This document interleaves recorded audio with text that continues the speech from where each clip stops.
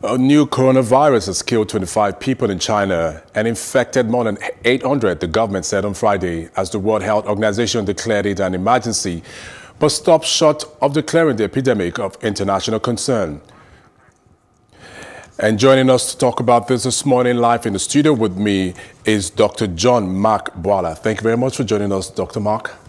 Thank you for having me. Now, let's get talking about this morning. What is the origin of coronavirus? Well, coronavirus, this is a group of viruses that drive the name actually from the microscope shape that looks like a crown.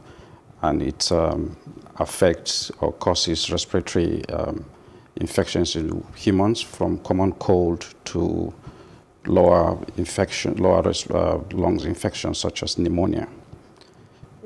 Now, the origins, they usually are found in animal reservoir. Okay. So in such animals, they don't necessarily have to cause any... All kinds of animals or no, specific type of animals? Some, like cats or rabbits, camels, they have been identified, even bats.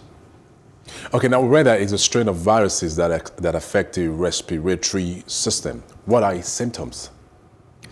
Now, like this very new one, the novel coronavirus, is mostly cough, fever, and weakness, and sometimes difficulties in breathing. How much is known about this virus? Now, this is quite a new one. However, based on historic compared to the SARS one, if you remember, in 2002, 2003, still out of China, that was much more severe. From the number of cases that led to death, in that case was about 10%. Here you're having only 2 to 3% death cases. So it's likely not to be very virulent as compared to SARS or EMRS. However, they are still monitoring and looking closely to see the trend. Okay. Now, some would say we tackled Ebola. Now, talking about the coronavirus, it's pretty much unprecedented. What are the challenges? And do you see this being cured anytime soon, a solution being provided anytime soon?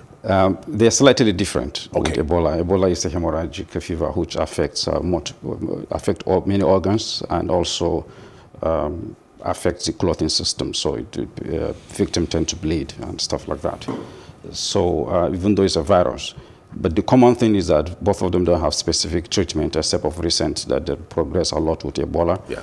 There's no vaccines as well for this very one. Yes. But because it's a respiratory infection and there's some experiences from SARS and EMRS, there's more of precautionary measures that are taking place that is most likely it's going to stay for some time, similar to how SARS progressed for about 6 months before it clears off.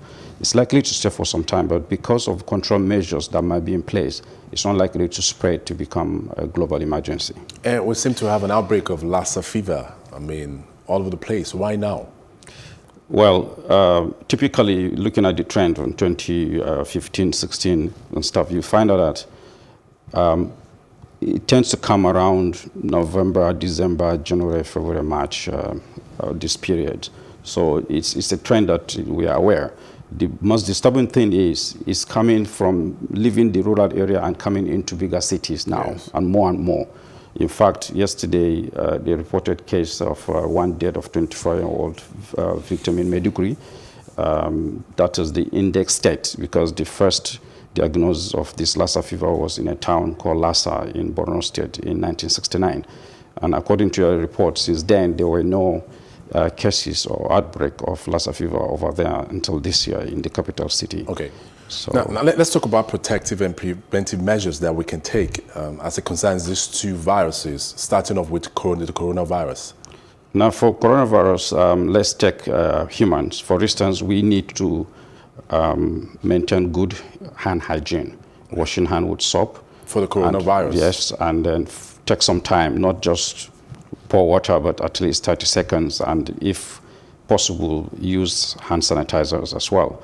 Now, we also need to avoid contact with animals unnecessary, especially if we don't know the history of those animals, and make sure that we cook animal protein meats properly, before use. Now, for the healthcare sectors, they also need to have protective equipment they will use and handle samples that are from suspected cases carefully, yes. Storages and transportation, and then for the and also maintain robust hygiene within the facility, and as well as isolation of suspected cases or confirmed cases.